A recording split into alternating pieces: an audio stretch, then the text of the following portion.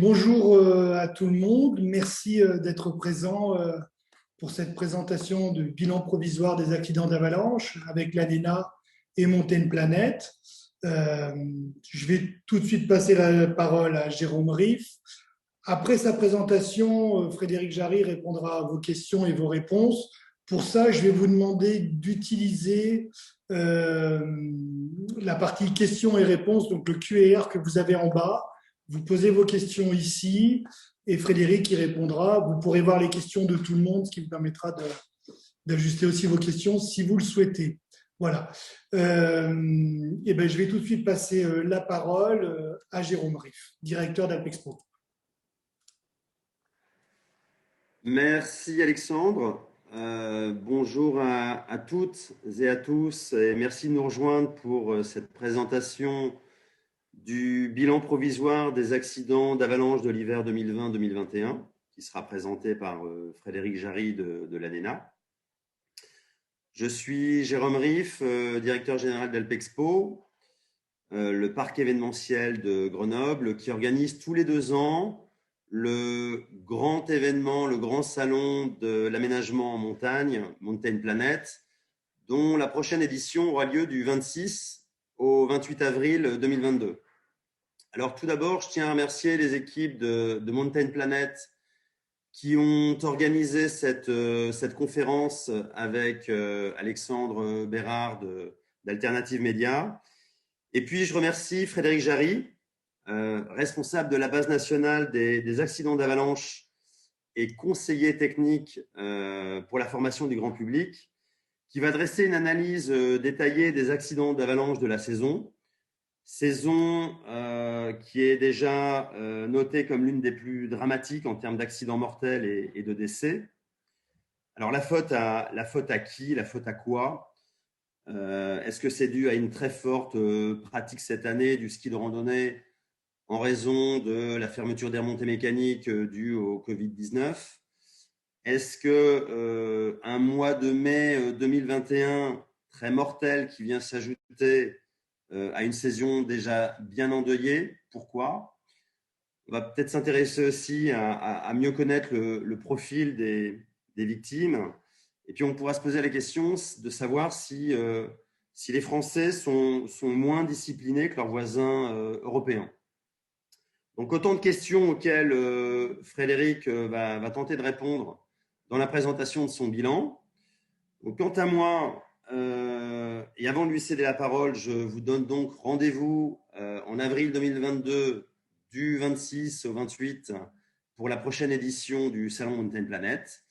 Et maintenant, je cède la parole à Frédéric Jarry pour la présentation de son bilan. Merci et bonne conférence à tous.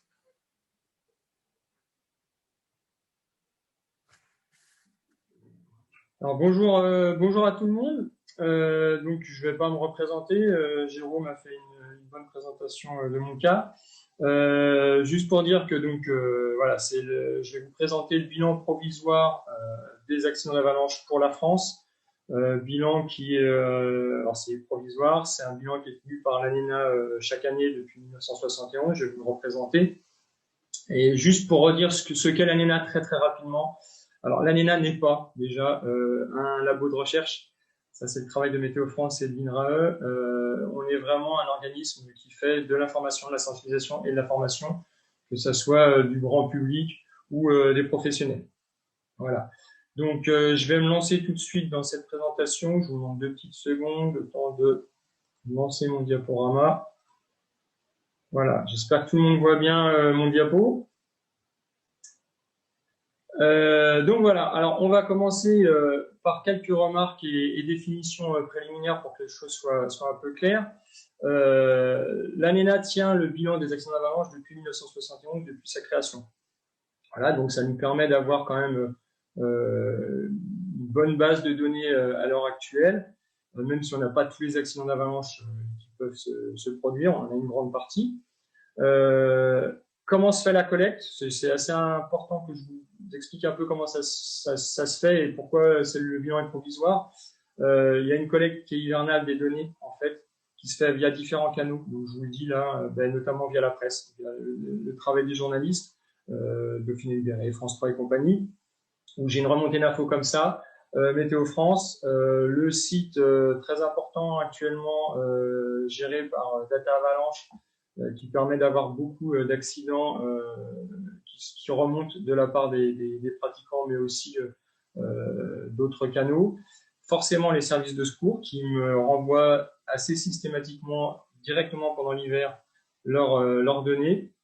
Le RENAF, qui est le réseau national des avalanchés, qui est une base de données tenue par les médecins urgentistes, Savoyard ou Savoyard-Isérois, Nord-Alpin. Ça, c'est le travail hivernal. Donc, j'ai pas toutes les informations pendant l'hiver. On n'a pas le temps de tout gérer. Ce qui fait que au printemps et en été, je vais faire, comme je dis, le tour des popotes. En fait, je vais consulter directement les PV des secouristes, que ce soit CRS, PGHM, sapeurs-pompiers, ou alors je fais les demandes à distance pour certains massifs. Mais en tout cas, les départements nord-alpins et les Hautes-Alpes, je vais directement dans les services de secours pour collecter les informations directement dans les PV auprès des secouristes. Voilà. Et puis, j'ai aussi un relais via certains services d'épices qui communiquent aussi sur les accidents d'avalanche sur lesquels ils peuvent intervenir. Donc voilà. C'est pour ça que déjà le bilan est un peu provisoire parce que en fait, on est à la fin de l'hiver. Moi, j'ai pas encore fait mon travail de collecte définitif. Voilà. Et puis on va venir sur 3 petites définitions. Définir ce que c'est qu'une année avalanche. Donc une année avalanche, en fait, elle court du 1er octobre de l'année N jusqu'au 30 septembre de l'année N+1. Donc pour l'année 2020-2021, on a commencé à compter et à faire le recensement le 30 septembre 2020 et il se terminera finalement le 1er octobre 2020, pardon, et il se terminera finalement le 30 septembre de cette année. Donc c'est vraiment un bilan provisoire. On peut encore avoir des accidents là dans les jours qui viennent. Vrai bilan à l'automne et en début d'hiver. Voilà, donc c'est vraiment un bilan provisoire. J'ai pas forcément toutes les informations, donc je vais peut-être pas pouvoir répondre à toutes vos questions non plus. Voilà. Et puis redéfinir ce que c'est qu'un accident d'avalanche pour l'année-là, en fait, en tout cas depuis qu'on tient le bilan. Donc un accident d'avalanche, c'est une avalanche qui a emporté au moins une personne. Voilà. Quelle que soit la cause de l'avalanche, du moment qu'il y a de la neige qui glisse sur une pente en montagne et qu'elle emporte une personne, c'est un accident d'avalanche. Si la personne décède, ça devient un accident mortel d'avalanche. Voilà. Et on peut avoir forcément une ou plusieurs personnes décédées dans une même avalanche. Donc, on peut avoir un accident d'avalanche mortel avec plusieurs décès dans un même accident. Voilà. Donc, forcément, on aura 2 chiffres différents. Donc, voilà. C'était juste pour recadrer les choses avant de rentrer dans le vif du sujet et de parler tout de suite des chiffres clés du bilan provisoire. Alors, je vais vous montrer beaucoup de graphiques comme ça. Faut pas avoir peur, hein. Mais ça permet de mettre en perspective un petit peu cette saison. Voilà, donc le premier graphe, ben voilà, c'est la répartition annuelle depuis 1971-72 des accidents et enfin là pour le coup c'est des décès par avalanche. Donc avec forcément la dernière colonne qui est cette année à 39 décès pour l'instant. Donc 39 décès cette année, alors que vous pouvez le voir sur ce graphe, j'ai fait une petite ligne à 30 décès par an en moyenne. Voilà. Si on fait la moyenne sur ces 50 dernières années, on a à peu près 30 décès par an par avalanche en France. Voilà, et cette année, on est à 39 décès. Donc, on est au-delà de la moyenne, forcément. Mais ce que vous remarquez, et c'est pour ça que j'essaie de mettre en perspective, c'est ce que vous remarquez sur ce graphique, c'est que finalement, on a une très forte variation interannuelle, en fait. On sort, par exemple, de 2 années où on avait très peu de morts, finalement. 12 décès l'année dernière, 13 décès l'année précédente et 37 l'année encore avant. Ces variations annuelles, bon, on va en reparler un peu plus tard, mais ces variations annuelles, elles sont grosso modo liées aux conditions globales qu'on a sur nos massifs français en termes de neige, de nivologie et de stabilité du manteau neigeux.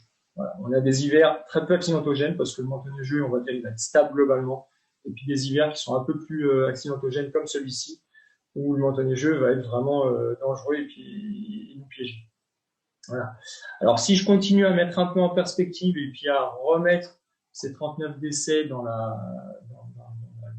l'enchaînement des années, voilà, je vous présente là rapidement une tendance. Alors, c'est pas une tendance linéaire parce que ça n'a pas de sens une tendance linéaire. C'est une tendance qui est construite par des moyennes glissantes. Donc chaque point, en fait, sur chaque année, on a une moyenne de 10 ans. Et on voit que finalement, on oscille toujours un peu autour de ces 30 décès par an. Sauf ce qu'on peut voir aussi, ce qui est intéressant, enfin moi je trouve intéressant en tout cas, c'est que là, dans les 10 dernières années, on a eu plutôt une tendance à la baisse. On a une moyenne qui est entre 2011 et 2021 de 26 décès par an. Voilà, donc 26 décès par an 2011-2021. Cette année, on en a 39, donc on est largement au-dessus de cette moyenne des 10 dernières années. Mais bon, on constate quand même une baisse du nombre de décès par avalanche en France dans les 10 dernières années, même au-delà. Et ça, c'est plutôt bon signe.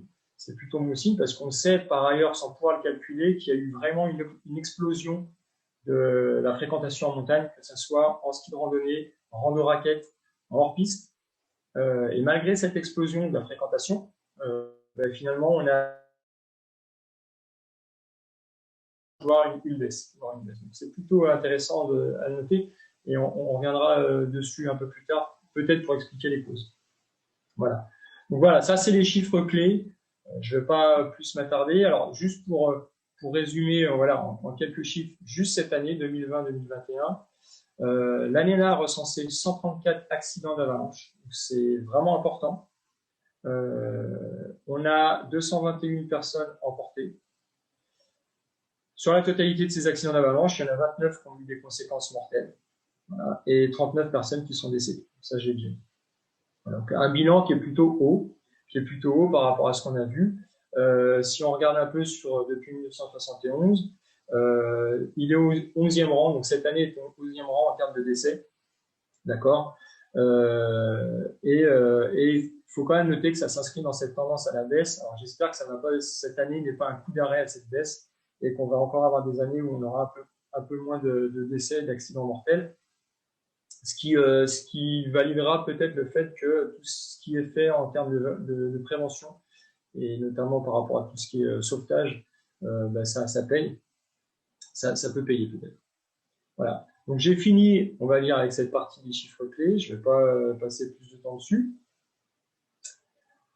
Hop, j'avance.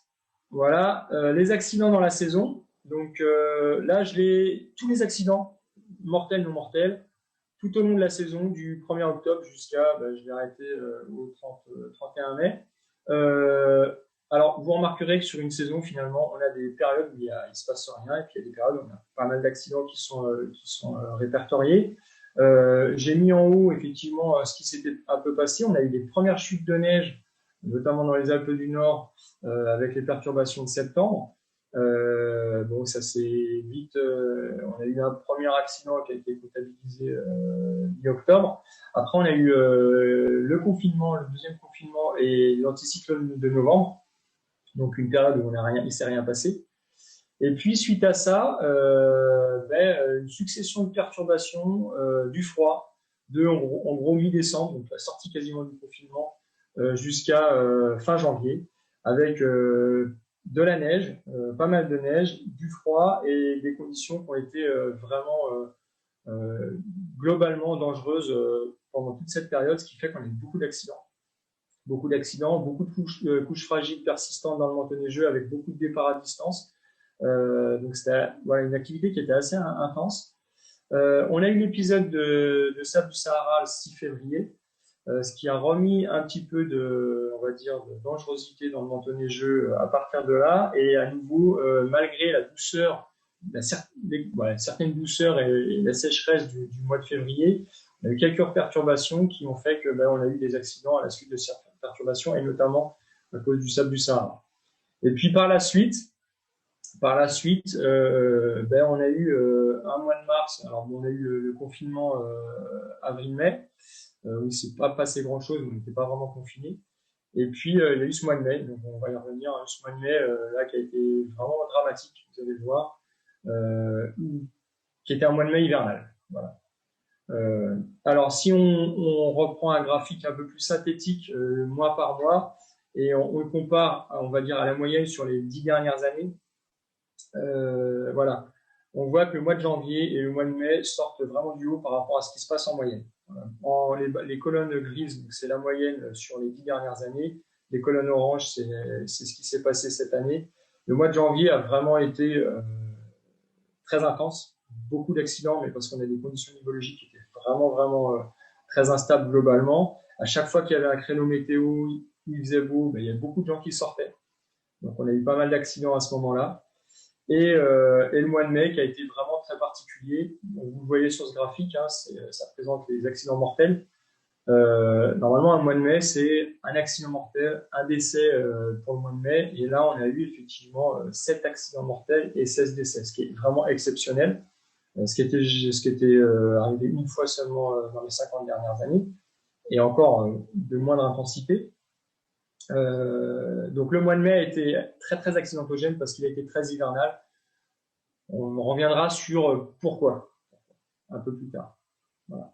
Si on fait un petit résumé de ce que je viens de dire, donc la saison hivernale a été vraiment très longue. Elle a commencé très tôt, elle s'est finie très tard, donc ce qui fait que finalement le manteau neigeux il a pu être dangereux pendant très longtemps par rapport à d'autres années où ça peut être beaucoup plus court. Voilà, il a été vraiment instable assez longtemps. On a eu ces accidents au mois de janvier de manière assez importante, qui étaient vraiment liés à ces conditions nivologiques qui étaient très défavorables à ce moment-là. Mais finalement, quand on regarde un petit peu le début de saison, et en tout cas jusqu'à fin avril, on avait quasiment une saison normale. En fait, à la fin avril, on avait 22 accidents mortels, 23 décès. On était même en dessous de la moyenne. Et si on n'avait pas eu le mois de mai et la bascule du mois de mai, et ce mois de mai un peu particulier, on se serait retrouvé avec une saison, on va dire, somme toute plutôt correcte, mais plutôt bonne. Et on a eu ce mois de mai plutôt dramatique, comme je vous ai dit, avec 7 accidents et 16 décès. Alors là, je reviendrai à la fin en conclusion sur les hypothèses, pourquoi ça s'est passé comme ça. C'est que des hypothèses, c'est toujours très difficile de savoir précisément pourquoi ça s'est passé comme ça.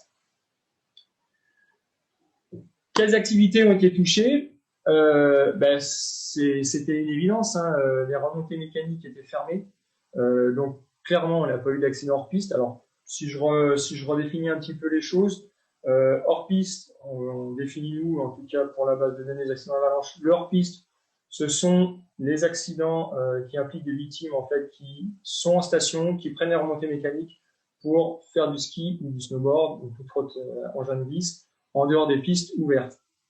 D'accord, et donc ils prennent la remontée mécanique et redescendent au pied de la remontée mécanique pour continuer. Randonnée, que ce soit à ski ou à raquette, les gens accèdent à la montagne par leurs propres moyens et montent au sommet et redescendent. Et donc la plupart du temps, c'est un one shot. Voilà.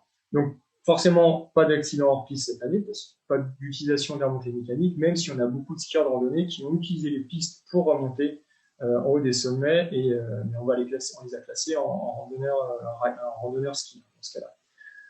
Donc beaucoup d'accidents mortels en randonnée cette année. Vous voyez aussi la moyenne sur les 10 dernières années, c'est plutôt 10 accidents mortels en randonnée. Cette année, on a 27 accidents mortels et 29 décès. Et non, 27 accidents en randonnée et non, c'est les morts. J'ai dit une bêtise, hein, c'était les morts. Non, c'est ça, 27 et 37. Excusez-moi, 27 accidents mortels en randonnée et 37 décès en randonnée. Et 2 en alpinisme. Donc voilà, là aussi, pour ça, la saison elle est très particulière. Alors clairement, effectivement, comme le disait Jérôme, on a eu beaucoup de monde en montagne cette année. À la fois, certainement, parce que les stations étaient fermées, donc les gens voulaient pratiquer. Donc, on a vu effectivement sur les pistes des gens qui ne faisaient jamais de randonnée à ski qui s'y mettaient, ou parfois qui faisaient à pied ou à raquette avec les skis sur le dos, hein, leur ski alpin. Et puis, il y a peut-être aussi l'effet Covid.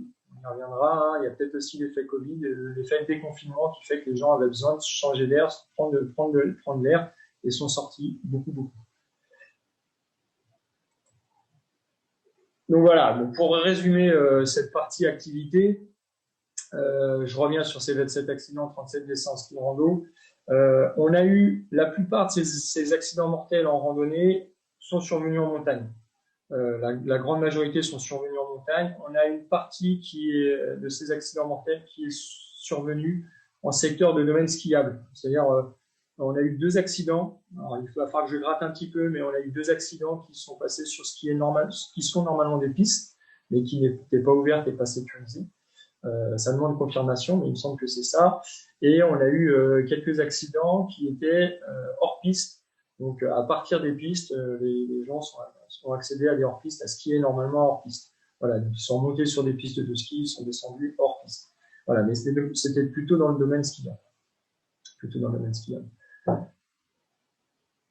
Ensuite, je viens sur les causes particulières de décès. Alors, c'est quelque chose auquel je m'attache depuis quelques années maintenant dans les bilans. C'est voir si, dans les accidents mortels, il y avait une circonstance aggravante qui faisait que finalement, la victime, elle avait très peu de chances de s'en sortir. Voilà, parce que quand on regarde un accident d'avalanche, il y a plein de raisons en fait pour avoir un accident, hein, on va en reparler, mais il y a plein de raisons d'avoir un accident, mais finalement, des fois, il y a une chose qui fait que la victime, elle est vivante ou malheureusement, elle va décéder. Et là, on se rend compte que sur la totalité des victimes, on a pour certaines d'elles des circonstances qui font que c'était difficile pour elles de s'en sortir vivantes. Donc, par exemple, là, voilà, on a 7 victimes qui n'étaient pas équipées de détecteurs de victimes d'avalanche. Donc, clairement, ces personnes-là, quand elles sont ensevelies, donc c'était des victimes ensevelies, ces victimes ensevelies sans détecteur de victimes d'avalanche, ça veut dire que on va les retrouver, alors c'est les secouristes professionnels qui vont les retrouver, soit avec les chiens, c'est plus souvent avec les chiens d'avalanche, par sondage organisé ou par le système RECO. Et malheureusement, c'est souvent trop tardif par rapport à l'ensevelissement, elles sont décédées. On a 8 victimes qui étaient seules au moment de leur pratique, pas de témoins de leur accident, donc pas de témoins de l'accident, victimes ensevelies ou pas ensevelies, très peu de chances de s'en sortir ici aussi. Donc là, on voit déjà 2 choses, hein, c'est que par rapport à nous, ce qu'on fait en termes de prévention, de sensibilisation, de formation, voilà, et sortir non équipé, mauvais point, malheureusement. Sortir seul, on le sait, hein, je vais pas me cacher, je sors seul régulièrement, mais je sais à quoi je m'expose. Sortir seul, clairement, c'est dangereux, parce que le moindre pépin, ça peut tout de suite tourner au drame. On a 9 décès traumatiques. Donc 9 décès traumatiques, c'est des gens qui ont soit sauté des barres rocheuses, soit qui ont dévalé sur une grande longueur des couloirs raides. Alors là, pour le coup, je mets 9 décès traumatiques. Il y en a peut-être plus. J'ai pas tous les éléments. Voilà, j'ai pas tous les éléments. Ça demande à être confirmé plus tard. Mais clairement, on a une partie des avalanchés et des décès en avalanche cette année, c'est des décès traumatiques. Donc là, c'est pareil. Quand on s'expose dans une pente, on pense souvent à qu'est-ce qui peut se passer, est-ce qu'une avalanche peut partir. On pense assez rarement à qu'est-ce qui va se passer après si l'avalanche part. Et sauter une barre, ça fait toujours des dégâts malheureusement. Et puis dans ces victimes, on a 5 aussi victimes qui sont profondément ensevelies.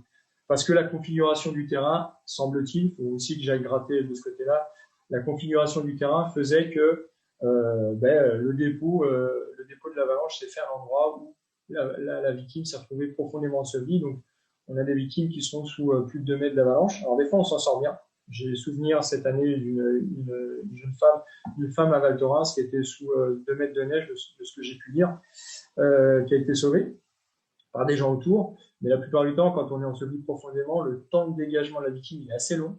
Et il est difficile, en fait, de pouvoir dégager la victime assez rapidement pour qu'elle s'en sorte. Et puis à côté de ça, j'ai du victime pour l'instant, j'ai encore pas toutes les circonstances, ou a priori il n'y a pas de circonstances particulières. Voilà, il n'y a pas des circonstances particulières à chaque fois. Juste ce graphe pour montrer que il y a des choses qui peuvent être faites encore en termes de prévention pour peut-être éviter certains accidents et certains décès en tout cas. Certains décès. Voilà. Alors je vais terminer ma présentation. Ça fait déjà une petite vingtaine de minutes que je suis dessus. Je vais terminer ma présentation par des hypothèses. Voilà, Jérôme l'a exprimé tout à l'heure. Comment on peut expliquer qu'un hiver soit plus dramatique qu'un autre? Déjà, notamment par la nivologie. En termes global, hein, je vous l'ai dit, on a plusieurs massifs en France. Les massifs les plus accidentogènes, c'est les massifs nord-alpins, Haute-Savoie, Savoie-Isère, les Hautes-Alpes aussi. Donc, c'est les 4 départements où on a le plus d'accidents d'une manière générale. Il suffit qu'on ait un hiver qui soit long, comme celui-ci, avec succession de perturbations, un temps froid, succession beau temps, temps froid perturbé, et on a un hiver qui malheureusement va globalement être avec un montant neigeux très instable globalement, ce qui fait qu'on a plus d'accidents. Voilà. Et puis on a eu ce mois de mai qui était très très hivernal, qui a certainement surpris pas mal de skieurs qui alors là, il y a peut-être un effet psychologique là-dedans aussi, c'est-à-dire qu'en fait, quand on arrive au printemps, on se dit, bah voilà, les conditions vont être plus faciles à gérer. Au printemps, on est sur un cycle de dégel, regel, c'est plus facile à lire, la montagne est plus facile. Il y a peut-être eu aussi un relâchement de vigilance par rapport à ça. Je ne suis pas sûr, hein, c'est peut-être de la psychologie de comptoir, mais voilà, en tout cas, on n'était pas dans des conditions de printemps et ça a pu peut-être en surprendre quelques-uns, encore que. On a eu mois de janvier notamment et mois de mai, manteau neigeux qui était instable, voilà, sur des grandes périodes, je vous l'ai déjà dit, hein, on a eu des couches fragiles persistantes tout le mois de mi-décembre jusqu'à janvier qui ont vraiment rendu dangereuses les choses. On a eu cette couche de sable du Sahara qui a aussi remis une couche d'instabilité pendant un moment, on va dire en février. Comme l'a dit Jérôme, on a eu un très grand nombre de pratiquants de randonnée cette année en montagne. Dès que les conditions météo le permettaient, on avait beaucoup de monde dehors, et ça malgré le fait que les conditions nivologiques étaient souvent défavorables. Et il y a eu peut-être l'effet sortie de Covid, sortie de confinement, les gens avaient besoin de prendre l'air. Psychologiquement, il y a peut-être eu des choses qui se sont faites cette année où les gens étaient peut-être moins aptes à renoncer. C'est ce que je vous mets après. Voilà, je vais mettre les deux. Donc, des conditions psychologiques peut-être défavorables, notamment liées au confinement. Ça, c'est une supposition, hein. On ne pourra pas le prouver si ce n'est à faire une grosse étude sociologique. C'est un sentiment, voilà, ça peut être que ça. Et puis aussi, on a ces accidents qui se sont passés en station, quelques-uns, en station, hors piste et sur piste, qui ont pu surprendre aussi. En fait, potentiellement, j'ai en tête quelques accidents où les gens se sont dit, ben voilà, je suis en station, j'ai jamais vu d'avalanche ici, et ben, manque de peau, on a une avalanche ici. Alors pourquoi? Ben, simplement parce que en station, dans un hiver normal, les hors-pistes, on va dire les hors-pistes les plus fréquentés, enfin, les hors-pistes communs sont très fréquentés, très tracés, quasiment du début de l'hiver jusqu'à la fin de l'hiver. Le traçage en fait de ces hors-pistes fait qu'on a très peu d'instabilité sur ces zones, ces secteurs hors-piste. Donc ça, c'est sur les hivers normaux. Cet hiver était anormal. Le début de saison, il n'y a pas eu ce traçage dans leur piste. Donc, dès les premières neiges de novembre, décembre, il n'y a pas eu vraiment de traçage. Il n'y a pas eu de traçage par la suite. C'est seulement quand on était déconfiné, les gens ont commencé à sortir hors piste. Et le fait qu'on n'ait pas eu de traçage en début de saison a peut-être permis de créer des couches fragiles encore plus dans le manteau neigeux, plus facilement, et d'avoir cette instabilité qui a été vraiment importante de mi-décembre jusqu'à fin janvier. Donc voilà, c'est un peu peut-être aussi ce qui a pu surprendre certaines personnes en piste, de voir des avalanches où ils n'en avaient jamais vu, justement parce qu'on n'avait pas eu ce traçage de début de saison et il n'y avait jamais pas de traçage. Voilà. J'ai terminé ma présentation. Je suis tout disposé pour prendre vos questions-réponses. Alors, j'ai à dessein, hein, parce que Jérôme justement a parlé du fait qu'on parlerait des profils des victimes. C'est ce que j'ai mis aussi dans le communiqué de presse, profil des victimes et puis la situation à l'international. Première question de Martin. A-t-on des chiffres sur le profil des victimes, notamment le pourcentage de primo-pratiquants? Alors, on n'a pas encore de chiffres sur le pourcentage de primo-pratiquants. Ça, je l'aurai peut-être en fin de saison, encore que c'est toujours assez difficile d'avoir cette information-là. Mais ce qu'il faut bien comprendre, c'est que d'une manière générale, et ce n'est pas que pour cette année, d'une manière générale, les gens qui se font emporter par une avalanche, ce ne sont pas des novices, ou très rarement des novices. C'est rarement un touriste parisien ou un touriste lyonnais qui vient en vacances. La plupart du temps, ce sont des gens qui ont déjà de l'expérience dans la pratique, que ce soit en randonnée ou hors piste. Ce sont des gens locaux, soit de la vallée proche, soit de la vallée un peu plus loin. Ou alors, s'ils viennent de loin, si ce sont des gens qui viennent de loin, je ne sais pas, de Lyon ou de Piémont, c'est des gens de club. Je pense par exemple à certains accidents qu'on a eu cette année où c'était des gens d'un club de Lons-Saunier. Voilà, donc c'est rarement des primo-pratiquants. Donc, malgré ce qu'on peut penser, c'est vrai que cette année, on a eu beaucoup de skieurs de randonnée qui se sont mis cette année au ski de rando, qui reviendront peut-être pas l'année prochaine d'ailleurs. Mais c'est pas ces personnes-là qui sont comportées. La plupart du temps, ces personnes-là, elles sont restées sur les pistes et elles sont descendues sur les pistes. Voilà. C'est un peu les échos aussi que j'ai de la part des secouristes. Hein. Et donc, les gens qui se sont fait prendre, c'était plutôt des gens expérimentés. On a eu des professionnels. Vous savez tous, on a eu certains professionnels, on a eu et des gens expérimentés, des gens de club, des gens qui avaient de la bouteille. Voilà.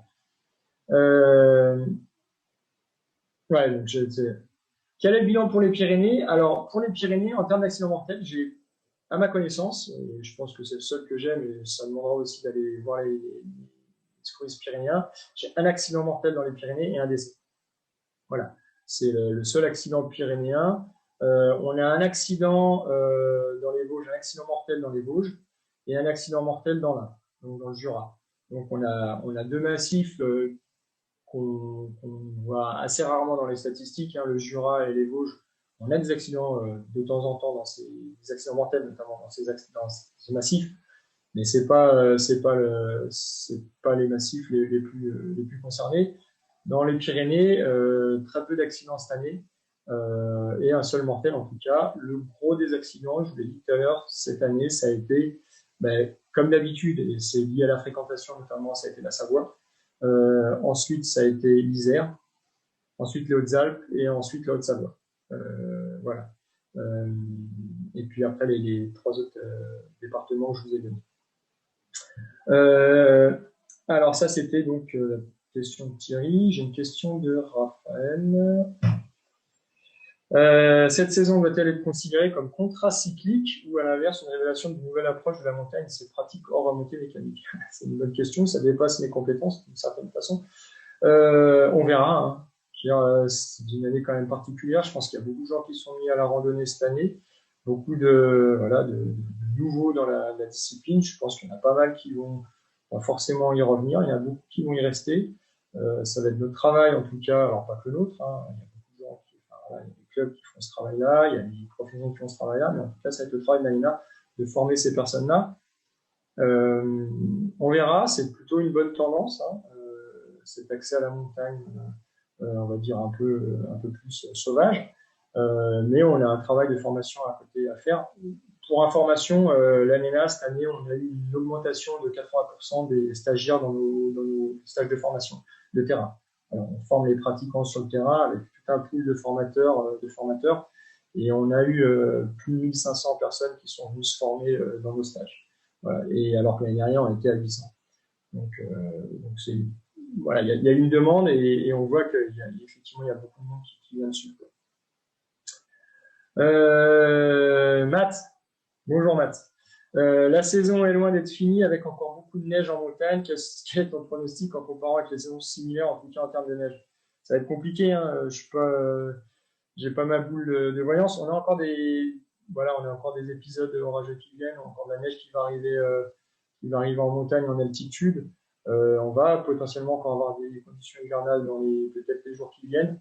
Donc ouais, on n'est peut-être pas encore à l'abri d'avoir quelques accidents. Ce que j'espère par contre, c'est que le mois de mai finalement aura été un peu une grosse piqûre de rappel pour les pratiquants, pour se dire c'est pas parce qu'on est en plein printemps ou en plein été que les conditions ne peuvent pas être dangereuses et notamment pas hivernales, même en plein été, surtout en haute altitude. Voilà. Après, là, clairement, le manteau du jeu qui est en place là, avec le chaud qu'on a en ce moment, donc là, on a eu quelques jours de temps très très chaud, ça se stabilise. Donc, il y a la dangerosité liée à l'humidification en journée, hein, aux heures les plus chaudes. Mais voilà, on est rentré dans un cycle de dégel et de regel. Ça va stabiliser le tout. Après, il va falloir voir effectivement comment ça se présente dans les jours qui viennent avec l'arrivée potentielle de perturbations et peut-être de froid. Remarque de Laurent, donc fermer les stations tue des gens par avalanche. En tout cas, ouais, on pourrait résumer ça comme ça, mais pas vraiment. C'est juste que le terrain de jeu terrain de jeu cette année était un peu plus grand parce que justement les randonneurs étaient sur un terrain qui est normalement dévolu plutôt aux skieurs et aux skieurs hors piste. Donc je pense pas que les stations fermées tuent plus par l'avalanche.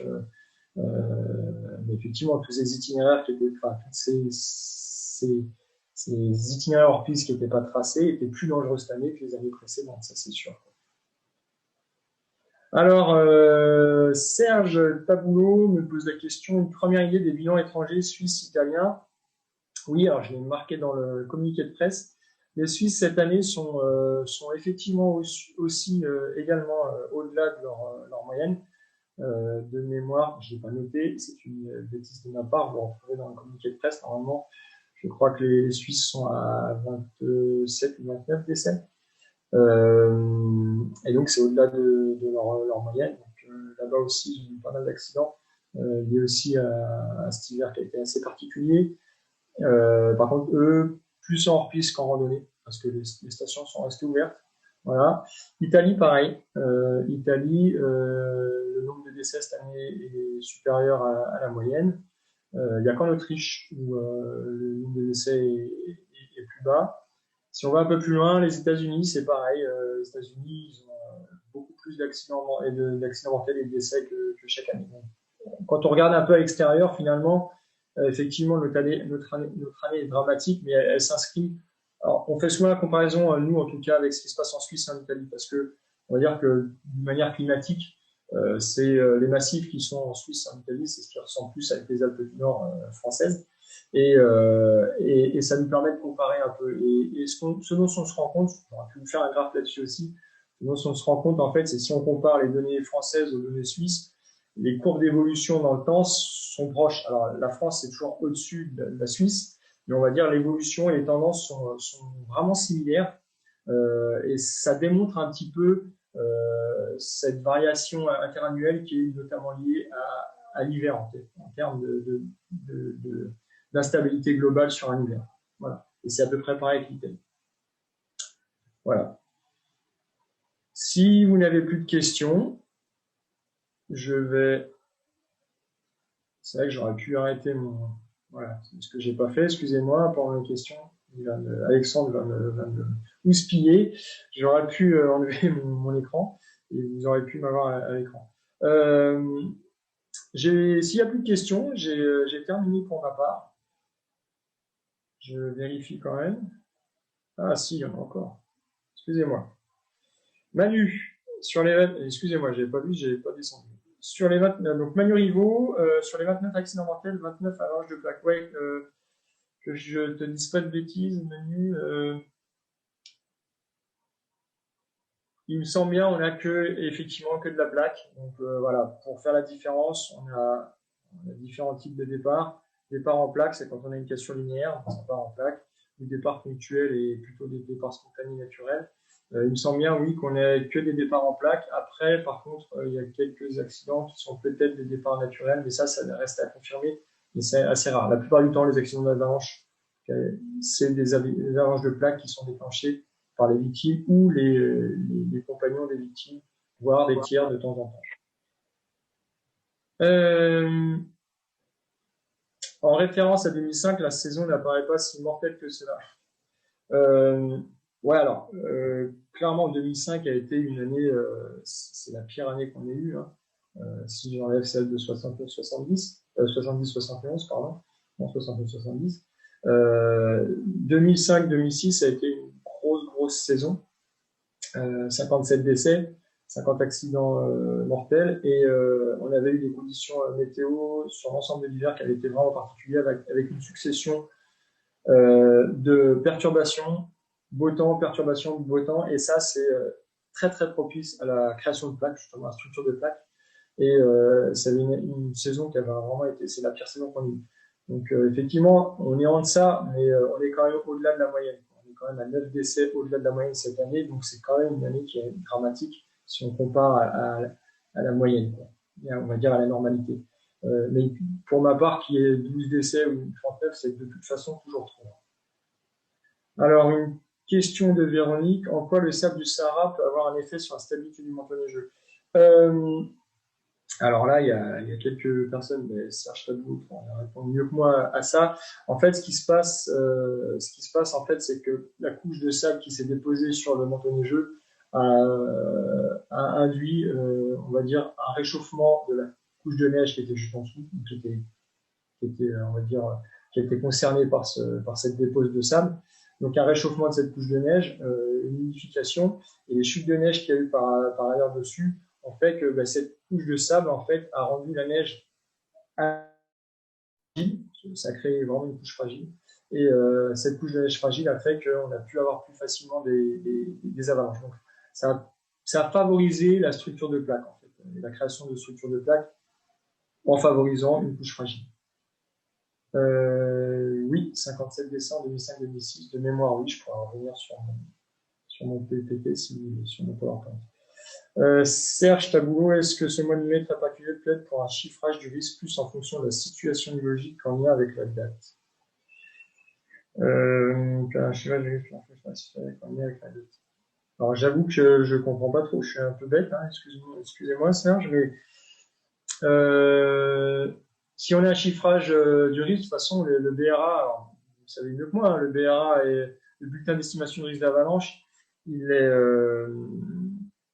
est édité chaque jour, donc on aura un chiffrage journalier aussi dans ce cas-là. Par contre, c'est vrai que c'est une bonne chose maintenant que Météo France annonce dans son bulletin d'estimation du risque la situation avalancheuse typique du jour.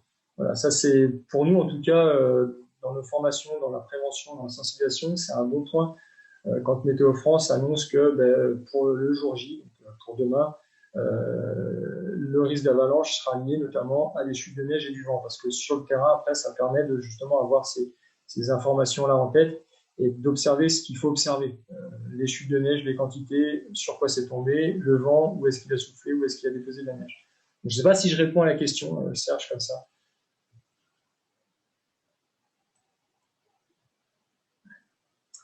Alors, pour le coup,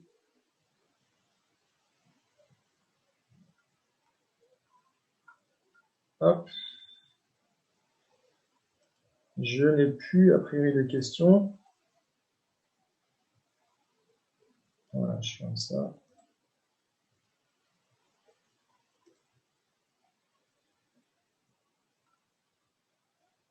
Ah. Bonjour Jean-Baptiste, ouais, il manque une partie de la question.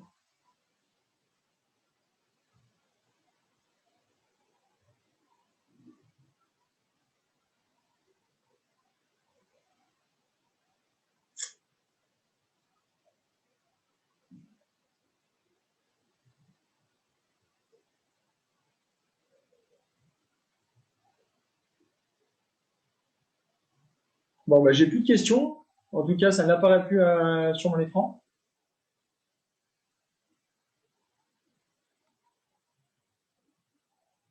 Ah, c'est JB Stachi.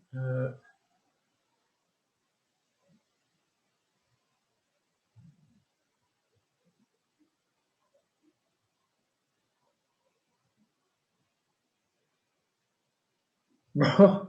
Donc, Jean-Baptiste Estachi, donc riche chiffré est basé sur des relevés plus importants en volume de données, compte tenu de son interprétation possible dans la décision publique. Il n'y a pas la suite.